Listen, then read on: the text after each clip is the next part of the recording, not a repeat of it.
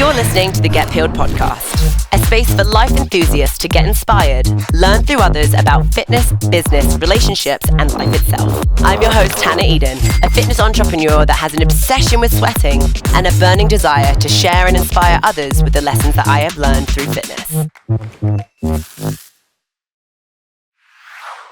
Hello, everyone. Welcome to the Get Peeled podcast. I'm Hannah Eden, your host. And I am Paul Barreto, your co-host. Today we're back in Sacramento, as you can see. Ooh, yeah. Super Training Gym. That's right. And we have a very, very special guest today that is also the co-host of The Power Project with Mark Bell. We have Nsima Inyang. Did I pronounce that correctly? Well, you said my first name right. My last name is Inyang, but I just say Inyang because it's easier for everyone to say with the way my name's spelled. Say it the right way? Inyang. Inyang? Yeah. Amazing. Yeah. Nsima Inyang. Yeah. I like that. Nice. That's such a beautiful name. And we're going to get more into who you are, where you come from, and all of the goodness. But before we do that, I think we need to just go ahead and do the mind billet. Mm-hmm. All right. So this is a new product, right? Cheers. Cheers. Cheers, my friend. Cheers. And I honestly don't really know much about it, so I'm not even going to try. So Nsima's going to tell us after we, whoa, he's going all the way down. We're going bottoms up. I did the whole thing. Fuck if it. You've never, well, you did half the other day. And Yeah. You were good. Yeah. Do the whole thing. Okay. How If I about get me? weird, don't worry. Yeah, Paulo, do the whole thing. The old man. Yeah, do the whole thing. You're going to be just fine. Tastes like earth. Still. Oh, Liquid yeah. To wash it down. Wow. So just to fill you in on what we just took, can you tell us about kratom a little bit? So to be perfectly honest, I don't know the technical aspects of kratom. Give me that. I know that it's like in the coffee family, it's also an opioid. But the way it makes me feel is I start to feel very empathetic. The initial feeling is like, it just feels like you're getting a warm hug. What I want to do is I want to just call the people I love and tell them I love them. Like I want to send texts to all my friends that are close and be like, how you doing, man? Are you okay? That's how really I tell feel. me, how you doing, man? That's what I want to know. Seriously, like that's how it makes me. You just feel good. I've never been crazy high other than the time that we took, Mark and I, just for fuck's sake, we just took two of each. We took two of these each. We were really fucking high during that episode. How high? Like, explain really what's high. fucking- Like, what kind of high? Like all I wanted to do was laugh. I was a little bit like loopy, and I could still think, but it was just like I was just out. Out You know? there. And Mark was too. You could tell he was just like this. And we've done shrooms on the cast too. I love that. It's been fun. But Amazing. I would just say don't do one back to back. You only need one of these if you do it in a day, and you're gonna feel it. So will you. It's gonna Oh, be I'm a so fun cast. excited. I am indeed. So we always start off with a pretty heavy introduction of who we have on the show, right? But I don't know you that well, which I love because you're such a fascinating human being. Thank you. And the name of this podcast is Get Peeled. So I'm ready to start peeling the layers back here so we can really get to know you. You know what I'm saying? So as always, we always touch on personal, business, relationships. So let's start with personal to just understand a little bit more about you. Right. So from my Google search and my creeping hardcore over the past couple nights, I've discovered that not only are you a freak, savagely beautiful, strong athlete that looks like a mutant in the best possible way, but you're so well spoken, you're so polite, like your energy is so magnetic, like you're just a cool, rad human being. Thank you. So we've got 16 years of lifting under your belt. I know you're into BJJ. We went over some mobility and some animal flow, bodyweight flow stuff That's Brazilian recently. Jiu-Jitsu. That's Remember, right. a bunch of ladies watching. This is They're true. like, fuck is This is BJJ? true. Yeah. You also played soccer in college, right? Yeah. So let's talk more about you. First of all, starting with your name. Where are you from? Well, I was born here in Sacramento, but my family's from Nigeria. Mom and dad are from Nigeria. I have a lot of relatives back there. I went there when I was 16 and visited some of my dad's family and some of my mom's family. But my full name is Nsima Inyang, which means what manner of God's love is this? My grandma gave Which me a means few what? names. What manner of God's love is this? It's more of a question. That's the meaning of the full name. But I just go by Nsima.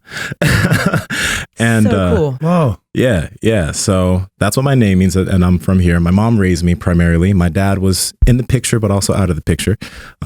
And yeah. That's fascinating. Now, do you think that culture has been instilled in you here in Sacramento?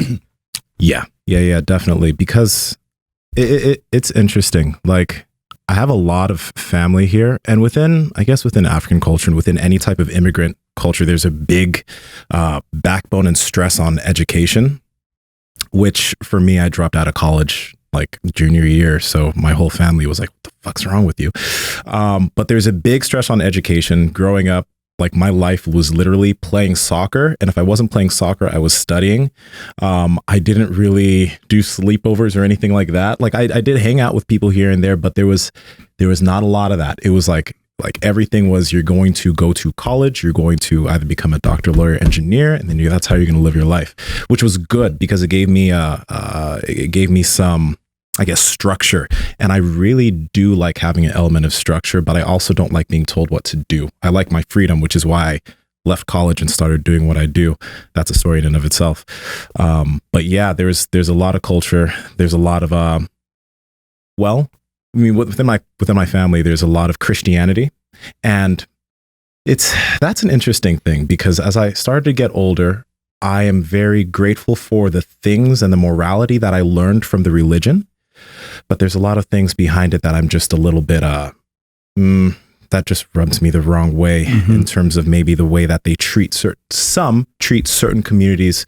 Like, there was the whole gay marriage thing, and I'm back in 2009, 2010. And I was like, if this whole religion's about love, why are we not loving these people that just seem to, like the same sex? There shouldn't be anything against that. So there's a bit of that. But overall, I believe that the cultural input into myself has been of benefit overall. Awesome, man. Amazing. Awesome. I have one quick question. This is a very stupid one. No stupid questions, babe. Not one. Here, funny question. Starbucks. Yeah. What name do you give? It's either Bo or Mike or... Come on, give me up here. Yeah. Same thing. Yeah. I just, I think it was a few days ago, 2 or 3, went to Starbucks, and I always give Clint. That's my Starbucks name. Clint? And then I said... Yeah. Very American. Right. I'm like, you can't get it wrong. But I feel you, man, because every time it's like Paulo, Bulo, Pulo, Pablo. So I go Clint, and whenever I know that I meet someone with a very exquisite, beautiful name, I'm like, I bet you that they give That's a so Starbucks funny. name. Mike. Starbucks name. Bo. Yeah. I love Bo. Bo Just great. single syllable names. Oh, yeah. Even if you spell it like it doesn't take much effort on their part, and there's no repetition of the name. So I do that everywhere. It's just whatever single syllable name comes to mind. I'm not married to one. It's just single syllable, easy to spell. Make it easy for them and for me. I love that. I love that. We all Happens. have it. Yeah, man. She has Penelope. No, I don't. I was going to say, actually, it's easy to spell, it's easy to understand. Yeah, right? Yeah. This is true. Cool. So you as a person, right? Mm-hmm. Whenever I Google you and I see all these things, I see what we have now. Now, just from glancing on your profile, going through a couple of videos, clearly you have a very strong support system. And from what you've just shared with us right now, as a human being, I want to know more about as to why you dropped out of college. I think that's big. Yeah. But you're a very unique kind of guy. And I think you as a person and all the decisions that you've made and all of the events that have happened have led you to be right here as the co-host. So what gets you going? What makes you tick? Like, what do you get off on? Tell me. That's not porn, by the way. Yeah, that's not porn. That's a whole other thing. But I think one thing is I'm always grateful that I have the opportunity to be on the podcast, and that I was asked to be on the podcast. I don't know if it was 2.5 or so years ago, because I think that there was a point when I was working with people that I got really comfortable in what I knew, and what I knew was working. So because it was working, I slowed down on my knowledge acquisition. I slowed down on reading new things, learning new things in terms of fitness. And I was like, well, this works for people. This type of nutrition works for people. This type of training works for people. These people are wrong because they're doing this. And I kind of fell into the lane of, well, this is what the research and all the, I just fell into that line.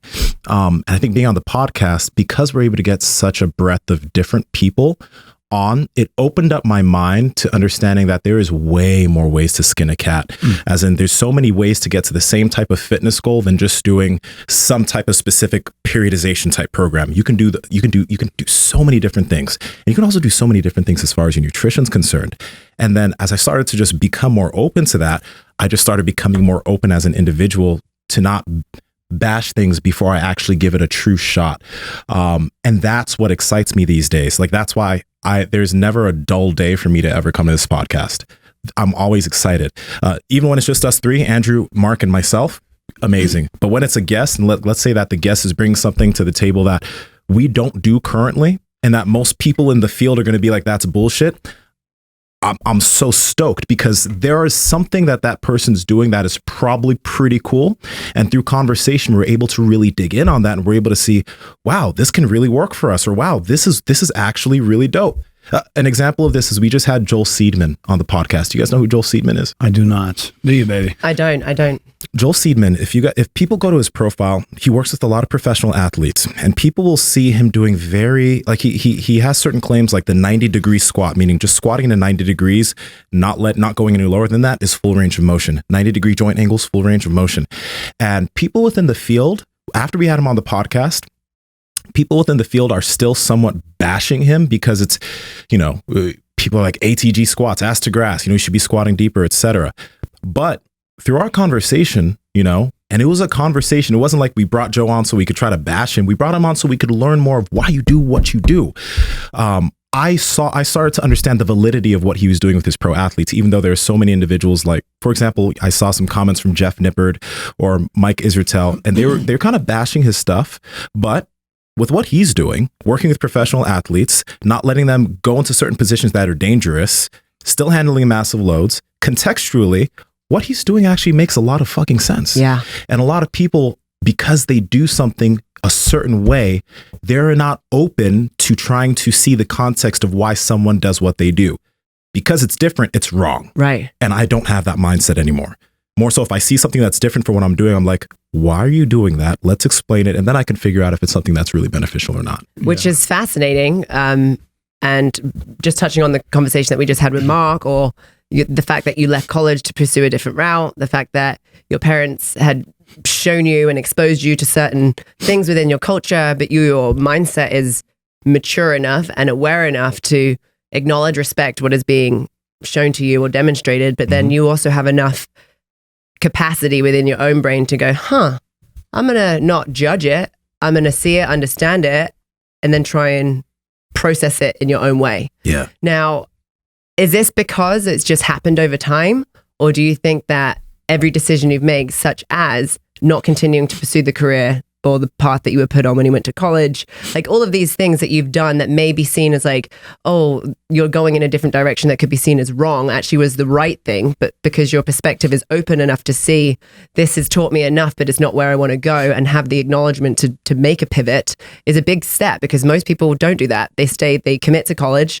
They're like, fuck, well, now I've just put 4 years of my time into this. That means that now I have to go on to this career, and that means now I have to work at this job for 25 years and work my way up. Like, it's a different mindset. So I'd love to hear more about that. If you've ever struggled with it, is it something that's happened over time? But share that with us. If you And what are you going to college for? I'd love to know too. Biomedical sciences initially. I wanted to go towards being a doctor. And I wish I volunteered, because what caused me to leave college was I started volunteering in the UC Davis ER when I was a junior. And I did that for about 8 months. I was volunteering there maybe 10 to 12 hours a week. And I didn't just spend the time volunteering in the hospital. I also spent the time getting to know a lot of doctors and talking to them about what they did on a day-to-day basis. I also saw like 3 deaths, which I realized I don't like seeing death. It doesn't make me feel good. And one thing that I noticed was, like, I talked to a few doctors after those experiences. I'm like, how do you feel now? Like, you see a lot of this. I've seen 3 deaths in an 8-month period. You must have seen a lot. They're like, it doesn't really bother me anymore. And when I heard that, I was like, tough way to live. Yeah, like I don't want to become too calloused to an individual dying in front of me, right? Right. That's one thing that'll just, I feel like that drains on your soul, and you have to adapt. But the other thing is, like, I talked to a lot of doctors about if they enjoyed what they were doing and where they were at that time. And what a lot of responses, quite a few of them were like, yeah, making great money, feeds my family. I like what I do here. And a lot of them are like, hey, if you know this isn't where you want to be, first off, you got to understand you will be working in a hospital for a lot of years, and then you'll retire, but this is where you're going to be for a lot of hours of your day. You need to think about that, because this is where you're going to be spending your time. And it's great money, but if you know that this isn't where you want to spend your time, maybe you should think of something else. And I knew that in the future, I want to have a family. I want to be able to spend as much time with my kids as I would personally like. And I don't want to be spending most of my time in a hospital. Right. And when I realized that, I was like, okay, so this shit really isn't going to work, is it? Like, a few of those docs were also like that there was a few that were just like, yeah, I wish I could do something else, but I'm making good money. My family depends on this. Do I have a booger in my right nostril, by the way? No. No. Okay, thank you, Jesus. Sorry, I'll let you know if you have one hanging. Okay. But they're like, I have these people I need to take care of, so I can't just leave and go do the thing I want to do. I'm too invested. And I also knew that, like, fuck, if I already know that I hate being in these walls, I like being outside, I like sunlight, I like to move, and this isn't the lifestyle I want to live.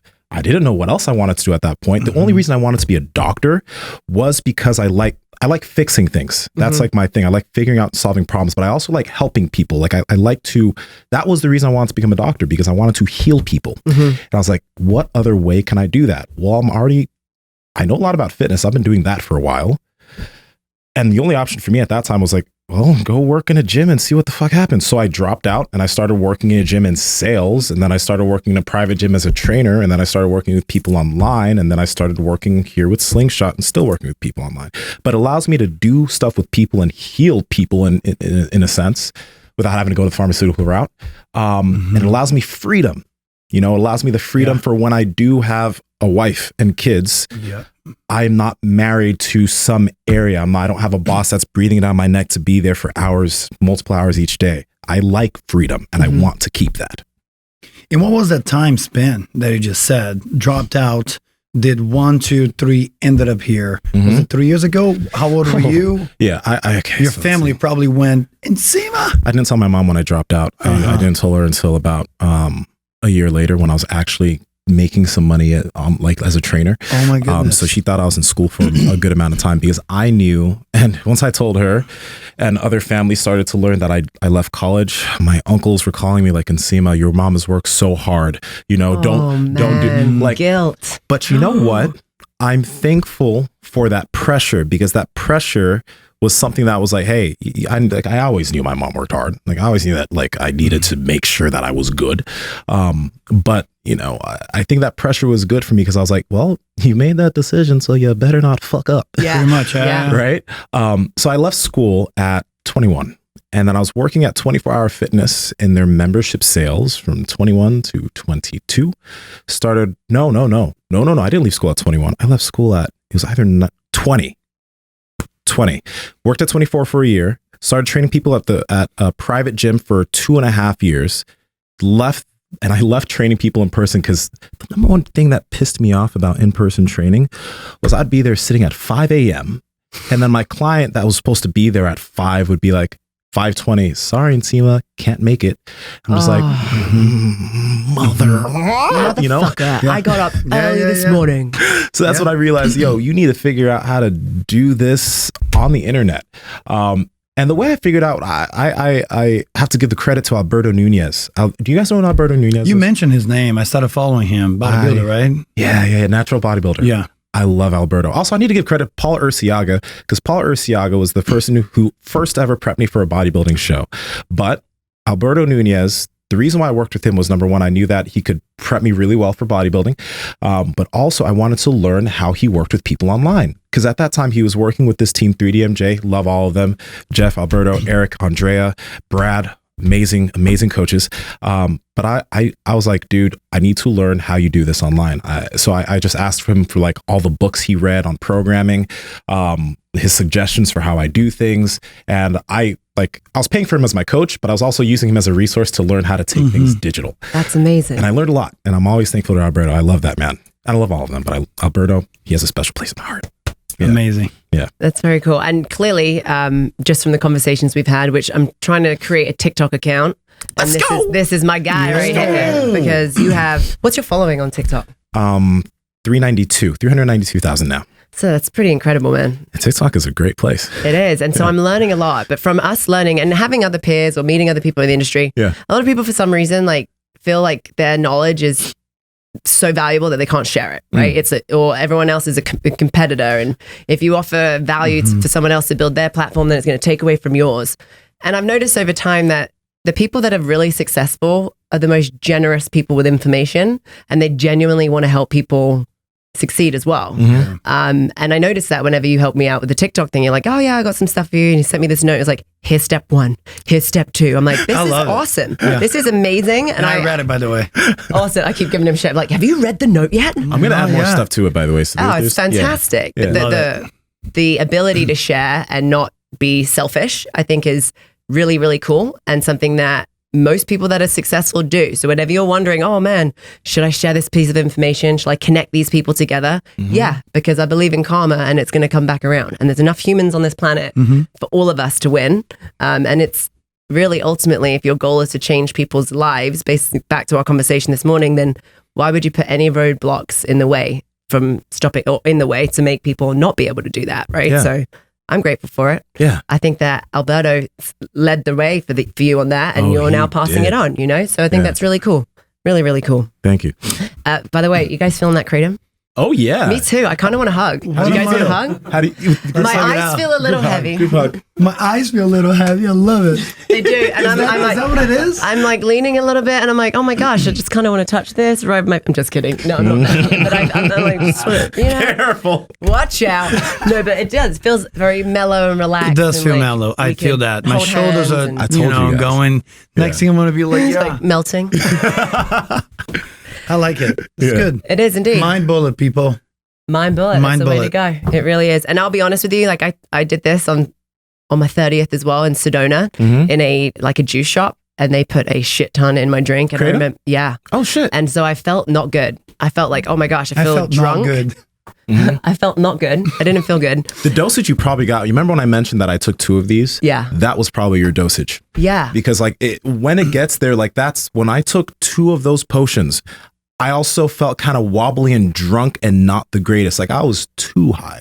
Yeah. So that's probably what happened high to you. Is too high. We have this saying, how high? We had a friend smoking some weed, and they're like, not often. They're like, guys, how high is too high? I'm like, that high. You're probably there, my man. So it looks like you found it, my friend. Yeah, you're there. I will say this also, because people, they're probably going to go buy these. Start with the pills, start with the capsules, because this is equivalent to 8 to 10 capsules. Whoa. Wow. Okay.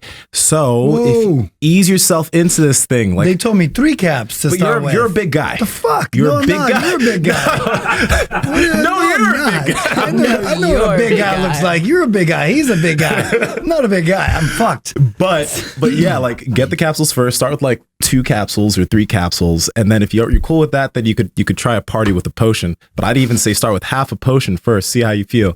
Because our buddy Andrew, who's helping us produce this, man, his first experience with kratom, with the potion, oof. Well, Andrew, what happened, man? Yeah, sure. I'll turn my mic on. No, my camera's off though. But no, I was fasting, and then I took a whole potion, and I held on for the podcast as long as I could, but the lights were starting to whoom, whoom, I could see the frequencies and stuff, and I'm like, oh, this is I think I'm tripping, and you're having this internal conversation with yourself, and that's when you've had experience.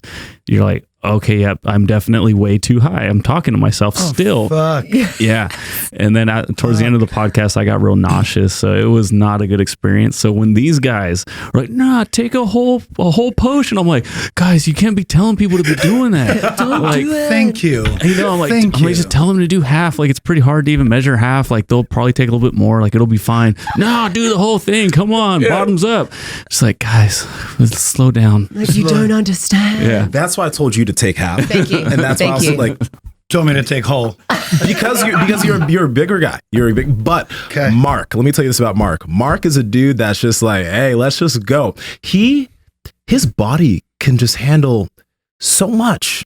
In terms of just dosages of anything, Mark is because we master shrooms, right? So Mark, he can handle a lot. He's very resilient. Mm-hmm. So when he tells people to do things, when he told me to try shrooms, I was like, he told me try this, and I took half, because I know that Mark's what he tell me to do. Fuck. Yo, that man wants to kill me. So that's funny. We so past previous relationship or kind of feelings towards substances and stuff has not been great for me. So I've been a little bit aware of what the decisions are that I make. Right. Yeah. And the times that I have ever taken shrooms in my previous life was with the goal to get fucked up, right? Which was horrible. I had the worst experience ever. I dabbled with like mescaline once, and it was just not a good space for me. Mescaline? Mescaline is like a synthetic form of mushrooms, right? Oh, okay. And it was horrible. And it was like scarring experiences. So our friend that recently came to visit, the CEO of Gainsbox, we were talking about microdosing, and we had got our hands on some really good mushrooms and stuff, but we're like, man, I'm nervous, right? Yeah. They're in the fridge. Can you check them out? Because I don't know what's going to happen, whatever. So I'm like, all right, let's do it. So he's like telling me how he breaks them down, he grinds them up, puts them into capsules and stuff, does his own thing, so he knows exactly what's going on. And then the feeling that he has is just like a relaxed brain. So when you start yawning, like all this stuff, I'm like, all right, let's give it a go. So we go on a hike. And it's about 6 miles, I dig it. A shroom hike, Shroom always hike. in nature. And man, on the way there, we hadn't taken any. And I'm like, this is cool. Everything's great. Then we ate them and we went the same route on the way back. All of us are like, wow. Look at these The rocks. rocks are green. Yeah. Oh my gosh. Yeah. Everything was just enhanced and didn't Enhanced? feel fucked up. Gotta love it. When you say that word. Enhanced. the best But yeah, it word was to a really say. cool experience. Hey. But we got too confident. So then the evening afterwards, he's like, hey, not only do I have these capsules, but I have this chocolate bar. And on the back, it was like 1 square, you're going to feel all right. 2 squares, you're going to feel like a goddess. 3 squares, you're going to like get your world rocked. 4 squares, the walls are going to melt and like your face is going to turn into a cartoon or something crazy. We're like, Psilocybin was in the chocolate too. Is this Yeah, mushroom? yeah. Okay. So he's like, oh, well, then if it says 4, like, let's go way underneath that. And I was really nervous. So I think we had like 2 squares or something like that. I didn't enjoy myself. Everything started at all fun and games. We're playing Monopoly deal game. And then all of a sudden I can see everyone just change. Paolo's Yeah. like, totally like introverted. Yeah, I got get really in. fucking weird. Couldn't take any jokes. We thought everyone that was joking with him was like super serious. I'm seeing Brian like 1 minute smiling, the next minute like this. I'm It's going, fucking weird, man. we're outside, right? We have an RV that's tiny. So then I'm going, I really want to go inside. Like, I don't want to be here right now. But I'm like, oh my gosh, if I go inside, that means that the space is this big. That means everything's going to come in. All of us were having a horrible experience. Didn't like it. So don't follow the instructions of that fucking chocolate because that was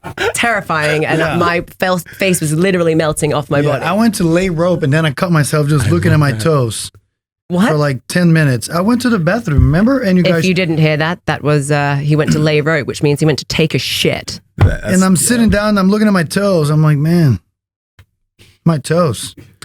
And I kept looking at it for 10 minutes. I'm like, I got to get out of here. I need to end this night. I need to go Yeah. to bed. Yeah. Not fun. No. Yeah. So shrooms are really fun if you can dose it right, you know, because it was an enhanced experience of life that was fun, magical, colorful. But then just stepping over the line just a little bit too far was fucking terrifying and traumatizing. Absolutely. But it goes back to what you were saying, Nsima. It was like, there's this. Am I going to judge it before I try it? Like, give everything a try, especially now, where we live politically, culturally. It's the whole, oh, you see it this way? I don't see it that way. We can speak, like, divide. You know what I mean? Yeah. Rather than, oh, that's how you see it. Let me help. Like, please help me understand why you see it like that. And that's one of the things that we did on the trip. Like, let's go out and experiment, dude. It was like, man, let's live, let's learn, and then basically create your own perception of whatever it is that you're doing. And that was one of the times I'm like, well, let's microdose and see what happens. Yeah, Yeah. it was epic. Yeah. So real. I want to go on that real quick. So as far as shrooms are concerned, I think that like psilocybin and if anyone needs, just be careful if you want to head into any substance. Kratom, psilocybin. Whenever I think about these things, I like to just dip my toes in before I go on the deep end. Because I'm very careful with substances because of some stuff that happened with my family. But psilocybin for me has been something that has helped me to get better at getting rid of the blockage to taking action on things. So I'm someone who I have the tendency of thinking about all angles of situations, and it's played really well for me, but it's stopped me from doing too many things that I definitely should have done. Right. I think myself out of things. So that it's helped me just to be able to get better at taking more action over time and just Interesting. not giving a fuck. And like just like you said, you're 30, you don't feel like you give a fuck. I really don't feel like I give a fuck at all these days. I just wrote that down. I was about to say, well, just wait till you turn 30. Yeah. It's going to happen even more, man. It's crazy. Yeah, I'm and it's also because of the people I'm able to be around here. Like Mark is the king of not giving a fuck about shit. But I'm able to just do more of the things that I've been wanting to do, and it feels amazing. And I think psilocybin's helped a little bit with that. But also on what you were saying, Paulo, people not being able to have conversations. Now I think I have the best conversations with people I disagree with, and they're just civil, and I like it. First off, when I have conversations, I want people to poke holes in my ideas. I'm seeking that, because if you can poke holes in my ideas, number one, if you prove me wrong, great. I've changed my opinion on something. But number two, if I can give a real reason why what I'm talking about has legitimacy, that I'm understanding more about why this actually is good. Yep. I can't be in my own echo chamber. I know that if everyone around me agrees with me, that's a bad place to be. Yeah. You know 100%. What I mean? So that's a huge thing for me. I make friends with people that disagree with me politically, whatever. But I seek that. Yeah, and it's become even harder for that to happen, because nowadays social media is tailored in a certain way that you're only fed what you want to see. Period. Yeah. If your algorithm, if all the data points that they analyze from us, and it's hundreds of thousands on Facebook, on Instagram, so they tailor all the message to you. Yeah. So you're only surrounded by what you like, what you want to see, what you agree Your with. interests, yeah. It becomes really hard for you to seek difference, and it's something that we should celebrate. Absolutely. But I will have a couple of things that I heard you say, and I want to go back to you as a person, right? Yeah. You did a bodybuilding show. Oh, yeah. Tell me about that. Good, baby. I did a few. I think I've done about 13 or 14 shows. Yeah. Last competition I did was in 2015, WNBF Worlds 2015. So I've got my natural pro card in 3 different organizations: the NGA, the WNBF, and the INBA. But the WNBF has the best level of competition, so that's the pro card that I'm proud about. Awesome. I got 5th in the world as far as heavyweights are concerned. Wow. In the WNBF and Worlds, and that was pretty cool. But bodybuilding was super fun. You know, I think it's interesting kind of how goals change over time, because after I finished Worlds in 2015, and Alberto Nunez is the one who coached me for that show. 2015, I'm sorry, you were 22? Yeah, 2015. Yeah, I was 22. Yeah. Oh my gosh, I can't wait to see these pictures. Holy shit! Yeah, right? It's on my profile. Those pictures are all there. But you know, my goal after that show was like, I was so pumped about what I was doing at that point. I'm like, you know, let's see where I can be in terms of bodybuilding the next 2 or 3 years. I can't wait to go and do Worlds again. By the time I'm 30, I can't wait to be a world champ in this or whatever. And then, you know, a few months later, I started training at Super Training and doing powerlifting. And it was amazing, because I knew that I could use powerlifting as a way to train and get stronger and get bigger in my off season. But as I started doing powerlifting, I also discovered jujitsu after that. And when I discovered jujitsu, it kind of brought me back to when I was a kid. I played a lot of soccer, and I was able to move my body well. So I was like, fuck, I want to find something that lets me move my body and use my body. And bodybuilding, as much as I love training, I loved training. You know, you're training, and then you get cut, and then you're on stage for a few minutes. Literally, you're on stage for probably 4 or 5 minutes. That's it. Yeah. All that preparation for being on stage 4 or 5 minutes for a subjective competition where if the judges, if there's anything political, or like this actually happened to me when I competed in Canada.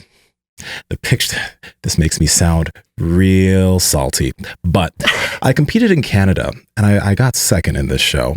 And the guy who beat me, even the president of the WNBF was like, dude, that shouldn't have happened. The guy who beat me was a hometown local. And I was just like, the fact that the way for me to win is in somebody else's hands, I don't like that. You know what I mean? I want to be able, if I lose, it's because I wasn't good. Soccer, because of me. Soccer, team sport, but at the end of the day, if y'all lost, y'all as a team lost because you got more goals scored on you. You know what I mean? So when I found jujitsu, number one, I was able to learn how to move the body well. It allowed me to just improve as far as my body awareness and all of that. But number two, it's a one-on-one competition. If you compete against somebody, they tap you, you lost because your skill wasn't there. It's all your fault. Yeah. Like I liked that. And also I liked the fact that I could just move better. Like in bodybuilding, it's bodybuilding training. You're stuck in these one-dimensional planes. Powerlifting, squat, bench, deadlift, and all your training is revolving around squat, bench, deadlift. So I was thinking about the long-term implications of only training powerlifting. And I was like, after a while, I'm going to get bored of this. This isn't something I can do until I'm 70 or 80. But when I found jujitsu, I was like, God damn, like I can do this until the day that I die. Like I can Grace. Huh? Yeah. Like Elliot Gracie. Like Elo Gracie. Yeah. Like little old man kicking everyone's ass. And that got me pumped. So, and also, I mean, I can still lift, and the lifting has gone really well with jujitsu.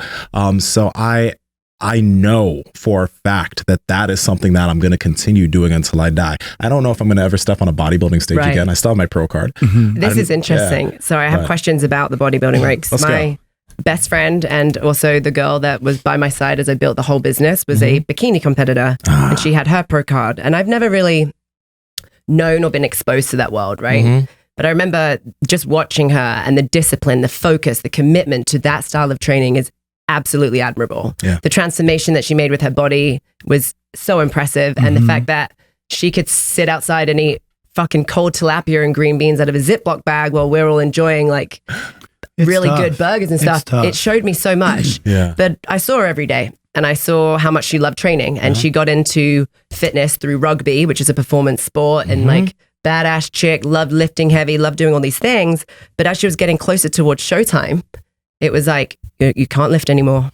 No more lifting, no more of this, no more of that. She was miserable. And it was like, I remember sitting down and asking her one day, like, hey, why do you compete if you don't get to do what you love the most? It's like, my coach is saying that my legs are getting too big or this, that, and the other. And I was like, wow. And we left it at that. And then many months goes by, and she stops me and she's like, you know what? You're right, dude. I either need to go up a category so I can do what I love or get out of this, because she was such a babe, but she was like, it's so subjective. If the judge likes blondes, I'm brunette, that's not going to help me. Or bikini is so much more subjective. Crazy. You don't have to get crazy lean. You have to have that bikini body. So it's so subjective. And it was like, okay, now your legs are a little too hard, or now they're a little too big. And so I asked her then after that, and I would watch her weight fluctuate, right? So she'd be 0% body fat, absolutely amazing, win a show, and then we'd go out that night and she's like cramped over in pain because we're going for milkshakes and fries, and it's like such a big drastic difference that was happening that I know myself, and Mark said yesterday, like, have you ever competed, or would you ever compete?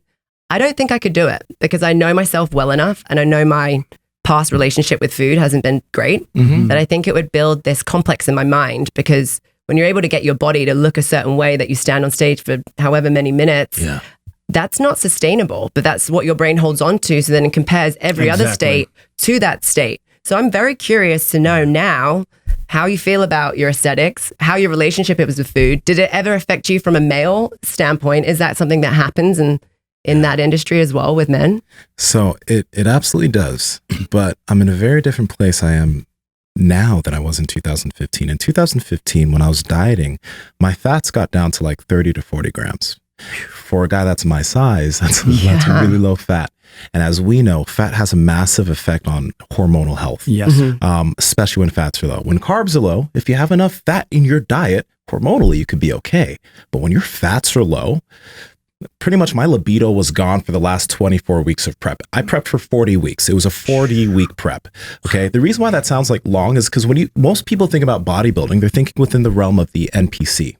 The NPC, they don't drug test. So that's why a lot of these athletes can get shredded in like 8 weeks, 12 weeks, right?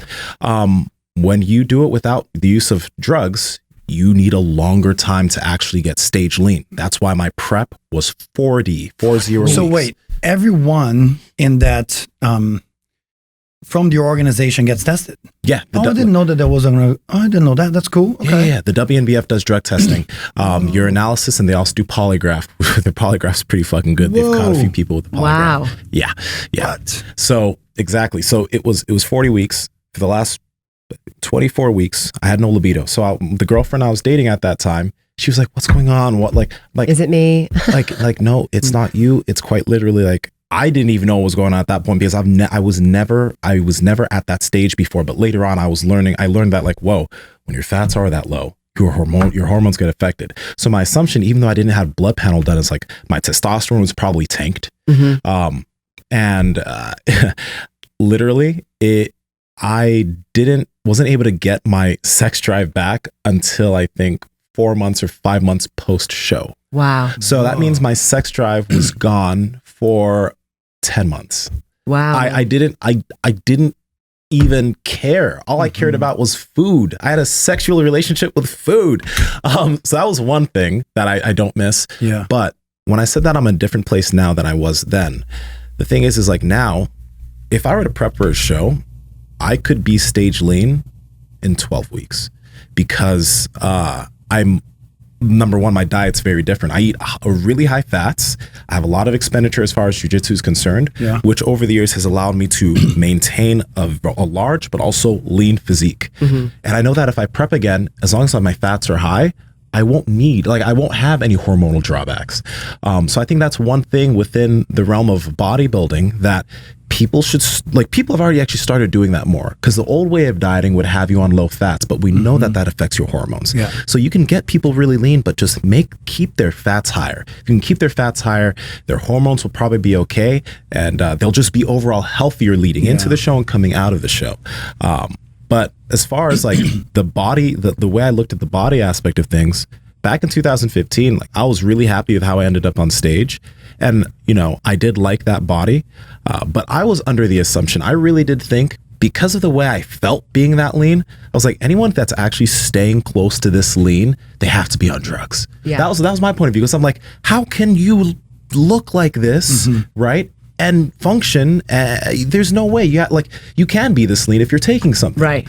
Now that I'm close to that lean and I'm not taking anything, I'm like, you can do this with your diet. Like, if you're eating right, you can look so lean. I'm not stage lean because I don't have like lines in my glutes or anything. I was about to say, what is the difference? Because dude, you look like you couldn't lose any more fat. Yeah. I can lose about, right now I'm 240. If I were stage lean, I'd need to be about 226. Holy shit. So that's the difference. The difference is that you'd see lines in my glutes. I have lines in my hamstrings right now, but you'd see even sharper lines there. I can get there, and I could get there with keeping my fats high and feeling good, but I still would never want to be that as far as performance. I couldn't perform well there. Right. This is my performance body composition. I can do jiu-jitsu. I can lift strong in the gym. My sex drive is good. And you hear that? Amazing. Everyone, okay. Live life. I can live life this way. Nothing about what I do is hard. It's all habitual. Yeah. It doesn't feel like I'm trying. So I know it can be done. It just matters what you do with your food. Did you ever have did you ever suffer from like body dysmorphia?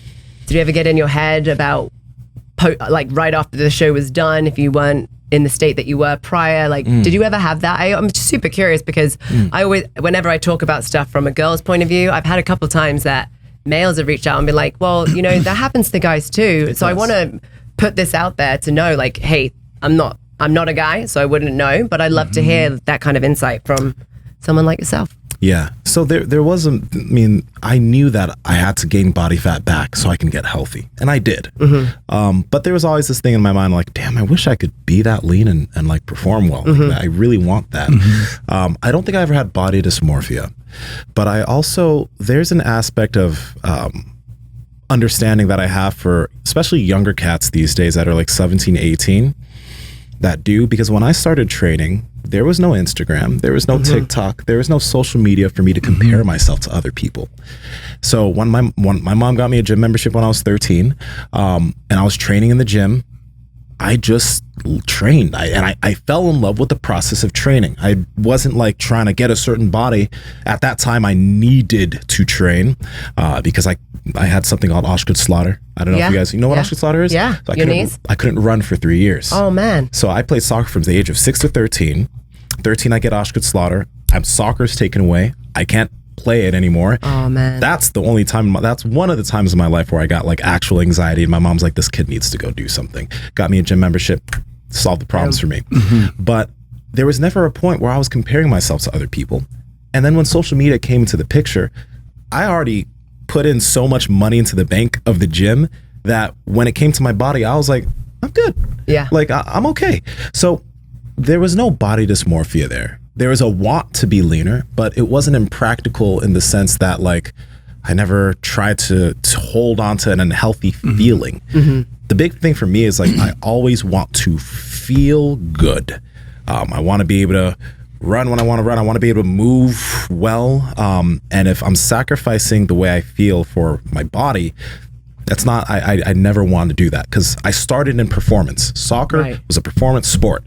And bodybuilding kind of isn't. Bodybuilding takes most people to a place where, as far as performance is concerned, that's not the thing. It's the way your body looks. Right. And that's also one of the reasons why I started getting into powerlifting. It's performance-based. To be able to do. That is what you can do. Jiu-jitsu, performance-based. That's why I love those things. But if something's forcing me to look a certain way and I feel like shit, if we're supposed to be in health and fitness, for a lot of people that takes away the health aspect of things. And even when people come to me and they want to do a show, I'm like, are you sure? Right. Like I usually try to actually discourage people, not discourage them, but I really talk to them about like, do you know what you're getting yourself into? Do you know how long this prep is going to take? Are you prepared for the way you're going to feel? Are you prepared for how you're going to feel after? Because you're not going to stay there. Right. You're not going to stay in that body. You have to gain body fat back. Are you prepared for that? Are you okay with that? That's the whole catch. So many people that we know, because you attain perfection. And my man, having perfection once and not being able to live in it, it fucks with your mind. Yeah. And people go into this dark place as in, shit, they look at the pictures and how many people do you know have their competition picture right here? On their back. That's so true. Yeah. They look at it every day. So no, I don't let social media influence me. But no, you don't have to. Look, you're looking at perfection every single day. And if you're not able to live in that, your mind has to be super strong. So my question is, were you always this athletic? Because it could be different for you if you're ready. If I do a show, it's something that I was never even close to it. And I know that I'm going to hold on to it. I'll never fuck with it. But were you always in this insane shape? And obviously when you did a show, you went even overboard. But coming back from it, it's like, no, man, I'm cool. I'm just, I got these 10 things popping up here and it's all good. I get it. No problem there. Yeah. So if that's the case, but I don't know, was it? No, not necessarily. Because, I mean, this is the thing. And this is where like, I try to drill this into when I talk to my audience, because it's like a lot of young guys follow me and a lot of men follow me. A lot of them started training late. And I say training in any sense of the word, like really using their body. Like when I played soccer when I was 6, my team was traveling around the United States. Like it was like a lot. And then when I started lifting, I kept doing that. So by the time I got into bodybuilding, number one, I wasn't playing soccer anymore. So I was able to put on even more muscle. Like I was in a place where I've already put in the bake in terms of sport and body awareness. By the time I stepped on stage, I was already doing stuff for the past 16 years. Right. And like now this is 16 years of lifting, but for at that time, that was 16 years of athletics. Right. Right. So for me at that point, like even when I got heavier and I got up to like 260, 270, I was holding a little bit of extra body fat. But it was, I never felt, I guess, I lost something when my phone went off. What was your question? Were you always that athletic in the sense that after you did the show, you bounced right back to this incredible physique that for a normal person would be like, no, this dude is already insane. Yeah, no, I wasn't as lean. I wasn't as lean as I am now. When I got off of that, when I came out of show, I ended up being like, I got myself up to around 270 pounds. My face was round. I was holding extra body fat. The thing is for me is that was uncomfortable. But when most people looked at me, they'd be like, he's in good shape. I was probably like 15 or 16% body fat.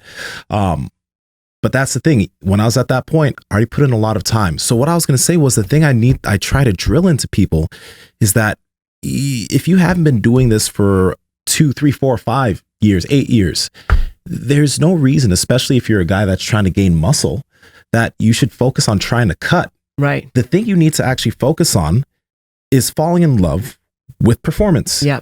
With training, because the problem with bodybuilding, and this is something that I don't know if it can be shifted, is that the focus is always on the body, right? And as much as when we're doing stuff in health and fitness, we're trying to get people to have healthier bodies. At the end of the day, if you're going to be able to do this until the day you die, it's not because you're seeking the body. It's because you fell in love with the modality of training, whether that's training in the gym, whether it's doing jujitsu, whether it's freaking doing kettlebell work.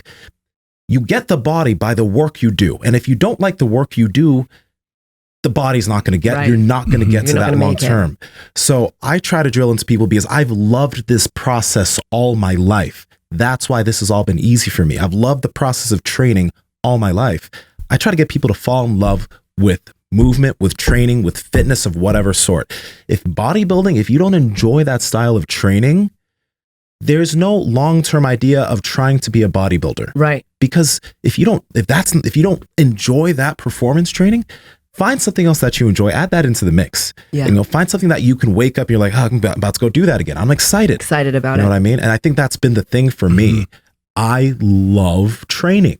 Yeah. There's no two ways about it. And I want to be able to do some sort of training forever.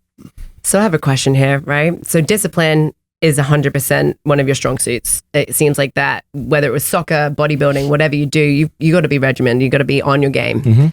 Now, this is all fitness related talk, right? And that's obviously what we all do. But I'm always curious on like, you as a person outside of fitness, do you have any other hobbies or things that you like to do that people probably wouldn't know about you if they were just to look at your profile or whatever? Well, hiking isn't something. Hiking is a form of movement, I guess. I like being outside. So even when I work here, I usually try to open the garage over there and let the sun hit me. So I don't like being indoors generally. I have a PS5, so I'll play video games every now and then. But to note of what you said, I've really toned down my video game use in my 20s because when I do things, I like to get really good. That's the thing. So I'm very careful about the things I try to pick up. When I was younger, I definitely gamed a lot. Like it was too much, really too much. Yeah. You could call it like I was playing hours of games a day because there's this game called Counter-Strike Source and I wanted to be competitive. And you play Counter-Strike? Of course. Yeah. Overnight. Yep. Overnight. I played a lot of Source, like a lot of Source, and I wanted to get too good. And I realized like, this needs to be put towards something else because I can't do this. So I play games every now and then, but nothing that's multiplayer, because if it's multiplayer, I'm going to try to get too good. Yeah. Other than that, like I longboard quite a bit. So I have a husky at home. He pulls me and we will longboard through the neighborhood, which is sick. That is so cool. I like having just like good conversations with like friends of mine. So like, I don't like to party or anything like that. That's not my thing, but do you drink? Yeah. Every now and then. You do? Yeah. But I haven't been drunk since I was 20. Like, I haven't been really drunk since I was 21. So I haven't had a hangover since I was 21. Let me put it that way. Can you explain that? Because I heard on the other day, you're like, and that hangover was bad. Like I woke up in the hospital. What happened? So when I turned 21, a few of my friends, they're like, yeah, let's do something, right? We'll do something for you. They gave me a drink at the beginning of the night. And it was like this orange thing. I was like, what is it? She was like, drink it. And I was in the hospital an hour later. Whoa. Like in the morning, I blacked out. So They put a lot of stuff in there. They put a lot of different alcohol and it tasted like juice. So I was like, this is good. It's amazing. Slip. Gone. Yeah. Wow. Yeah. So I haven't had a hangover because I'll drink with friends, but I only drink enough that I feel it. Yeah. And I feel a little cool, but I won't drink so much that I have a hangover the next day. The next day, it doesn't affect me. So I have nothing against alcohol. I believe that stuff can be done moderately. I smoke weed moderately. I do shrooms moderately. I'm very careful with the amount of things that I do. Yeah. Yeah. I like that. I like that a lot. It's like everything in moderation, right? It's cool to go. But also, I mean, you asked me the things I like to do. I've really gotten into but I really like to read a lot of stuff. So it's either audiobooks on my phone or I'm reading something. And I never thought that I would be so interested in like philosophy and psychology at this point. Amazing. Because when I was in school, when I thought of philosophy or psychology, I'm like, that's things you major in if you don't want to make money. Right. Yeah. Absolutely. If you're boring as hell. Yeah, exactly. But now it's like, it interests me so much because number one, I work with people, but number two, I really want to understand how to master myself. I think that that's one thing that I think I put it this way. And when I say this initially, I say this because it's funny. My ex-girlfriend told me this thing once. She's like, you need to stop trying to be so perfect. And she said that as like she was like, stop, like. And when she said that, I was like, wait, like I know I'm not perfect. I'm never gonna be perfect. Well, like that's not what I'm trying to be. But when I thought about that after we broke, I'm like, what's wrong with trying to be perfect? Because number one, you'll never be perfect. None of us will ever be perfect. Yeah. But if we're seeking perfection, which we'll never attain, whatever that is, that also means that you're seeking consistent development, that you're never settling with where you are currently. You can be happy and love yourself where you are, but you can understand that you have the absolute capacity to get better and learn more and become perfect, even though you'll never become that. So I do have this goal of being perfect. I absolutely do. I won't ever be perfect. Right. But that puts me into this consistent state of development. That's what I enjoy. I dig it. And that's why I get it. Yeah. And it becomes an obsession, right? And a lot of people can't understand that. And they think like, stop overthinking it. Like, just fucking live. Stop trying to work so hard. Or this happens all the time. And I used to get in my head about it. And for a moment, I would journal a lot, which I still do. Me too. I would read my thoughts, right? And I remember at this one specific time, pretty heavy time too, where I was really trying to find something else out about myself. And it was not meshing well with people in my life or whatever was going on at that time. And I started to get on top of myself in a bad way.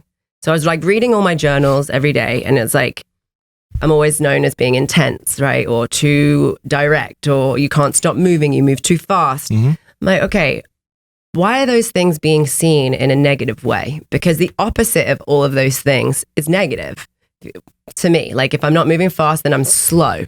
If I'm not intense, then I don't care. Like, so there's a way of like being able to see this obsession of trying to seek perfectionism, whatever that is, that I think can be seen and should be looked at from a way of like, that's fucking impressive that this person isn't settling. They want to squeeze life by the fucking balls and they want to make the most out of it on their journey.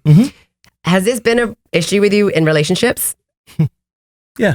And because this is a common thing that I've heard though, because, and out of the people that we have met that have stayed together with that individual, it was just a matter of having understanding.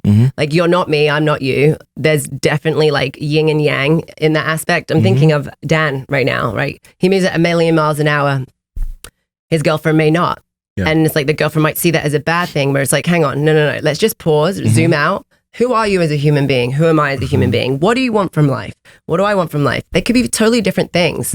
As long as we're able to turn on and turn off, or create invisible boundaries as far as like, don't let the obsession take over your life that it takes away from other places in your life. I don't think that those things are a bad thing. And I hate the fact that maybe a relationship of yours didn't work out because of that. Maybe it's just not the right person to help you flourish and find total human optimization, you know? You know, so this was a problem in my last relationship. It's interesting. I was in a 4-year relationship from 20 to 24, and another 4-year relationship from 24 to 28. So I've made a choice that I'm going to purposefully stay single, so I don't just keep hopping from relationship to relationship, but that I learned a lot in my last relationship, and I learned the things that I need to look for in an individual. And it's not that they need to be doing the things that I'm doing. It doesn't need to be someone who's deep into fitness or whatever, but conceptually, it needs to be a person that is about self-development for themselves in whatever realm that might be. Like, it shouldn't be someone who is totally okay with who they are and where they are, and they believe that they are, you know, they can't change. There was the person I was with always had this thing that like, people don't change.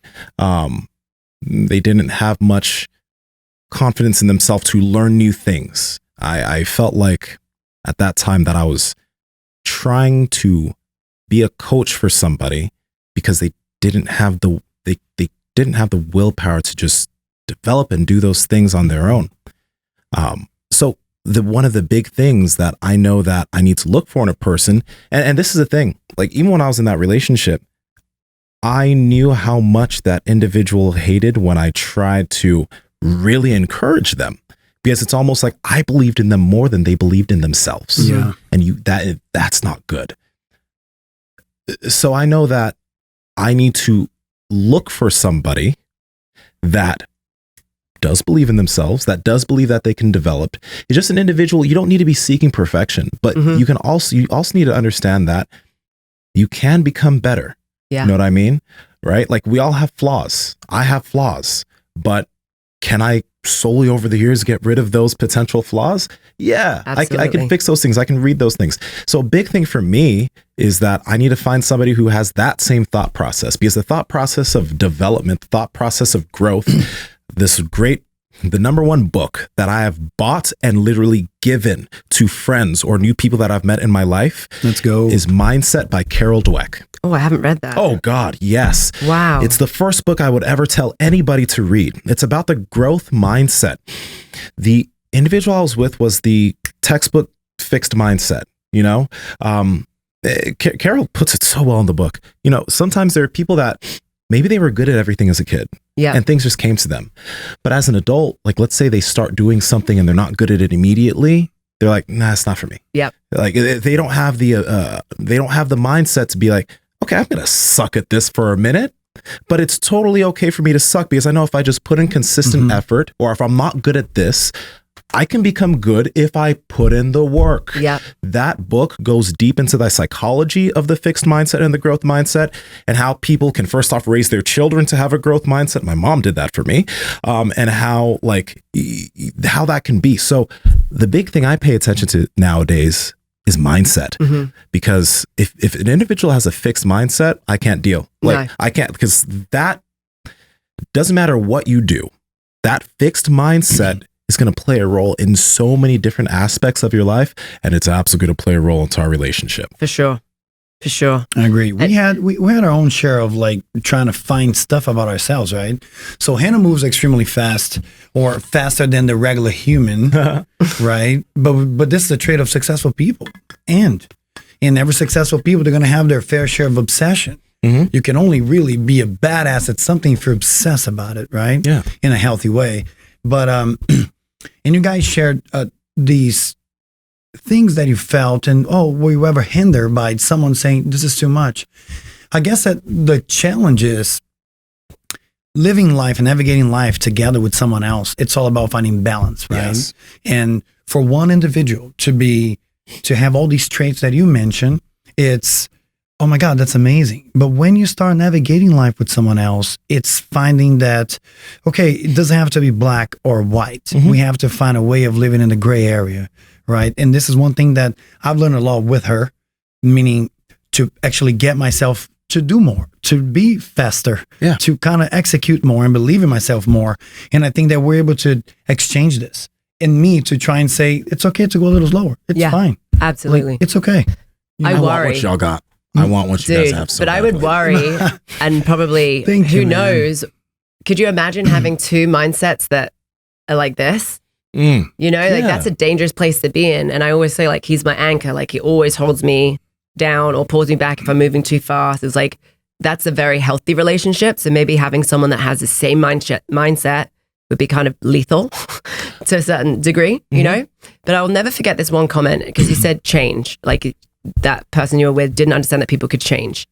And that was a key, like, pivotal moment for me in my life and my career, was having a really good friend of ours that had, I guess it's irrelevant who they are, and I don't want to say that because it's going to give away who it is for us, small circle. But they said to me one day when I was deciding to try and be better, to try and work on myself, to try and like level up my career. And like, I'm an extremist, so I went full force, right? I remember one day she was like, you know, and indirectly told me to. She was a massage therapist. So many people have been laying on my table recently, and they keep saying that you've changed.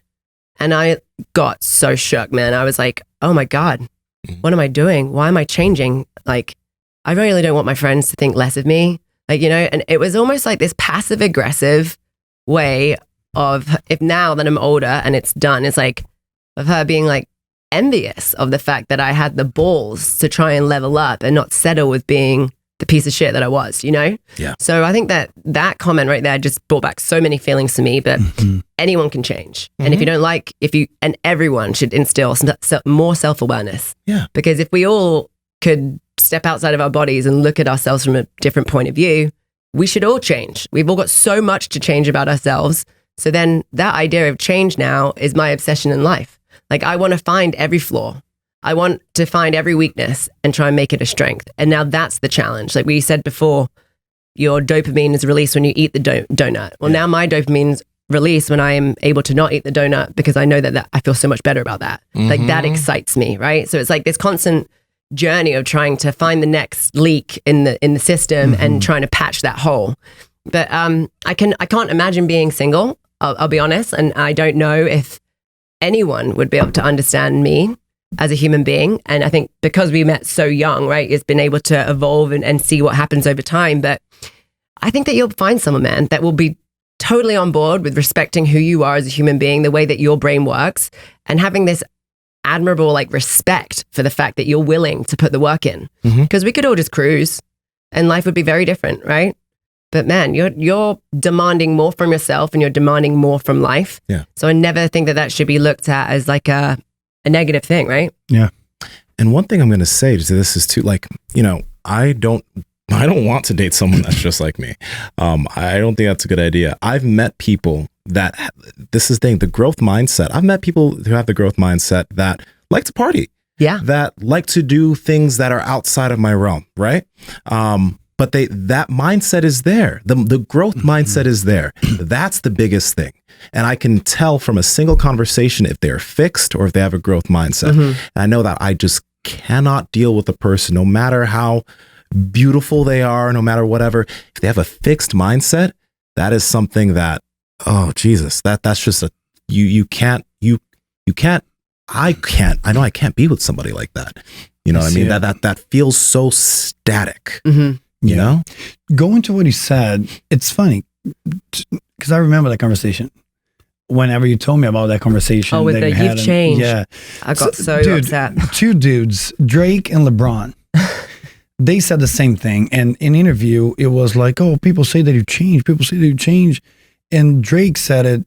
LeBron said the same thing. Different words was, "I don't work this hard and sacrifice this much to remain the same." Yes. Are you fucking kidding me? So how can you expect me to bust my ass, wake up in the crack of dawn? In your case, coach, come out, travel, photo shoot, come back, interview, like having to tell your best friend, no, I cannot make it to your birthday. Having to tell your mom and dad, no, I cannot do that or tell me, hey, I'm going to be out for 20 days. How can you sacrifice that much to stay the same person? That's it. Yeah. So, yeah, book suggestion. Everybody read Mindset by I can't wait to read that. What is the last name? Dweck? Dweck. D-W-E-C-K. I got it written down right here. And that's going to transition into business, right? That's how we met, is through what you do for your work. And I think that growth mindset is also why you're able to do what you do and apply yourself into the space that you're in. So tell us more about how you've been able to make your passion a career. Yeah. So that was the goal when I left college. My goal was like, I want freedom and I love fitness. So I need to figure out a way to weave it into what I do. Which is cool because I started working with people online. But I found that over time, you know, when I found jujitsu, my whole thing was, I love this. How can I integrate what I do with this into something that I can help with other people and can bring me income? So my whole thing was just showcasing everything that I do. You know what I mean? When I first started getting into bodybuilding, I have videos still, like some of my first videos online, they're shit. And I cringe when I look at them. But my whole thing was, I want to show everybody the process for these things, even if like I'm not that great at the beginning. And let me share that with them. Let me show people how I do what I do. And my whole thing was, if I can just give enough information, if I can just show people how to do things, then there's going to be people that vibe that want to do stuff with me, right? And that was the whole thing, just showcase it all. And that was the same thing when I started jujitsu. I knew from the first day that I saw it that this would be great. There's still videos on my YouTube channel when I first started jujitsu, when I was sparring. I was 260 pounds. I was getting tapped by 160 pound, 150 pound black belt. He tapped me like 6 times in 6 minutes. Wow. And I have all those videos up because I wanted people to see that, number one, this is where I am. I am shit right now. But give me a few years. I'm gonna get pretty fucking good at this. And I mean, I'm gonna say I'm pretty good right now. But I just felt like, and I saw other people that were within fitness, like people at that time, fitness YouTube was really cranking. So I was like, these guys are just showing what they're doing. Let me just do the same thing. Let me just show people what I'm doing, give information on questions, and just give, because then people are going to vibe with me. I'm going to be able to work with people. And that's how I was able to do it. And that's why my biggest piece of advice to anybody who wants to get into it, I mean, there's a lot of different ways to go about that. But my thing is just like, if you're starting somewhere, show that.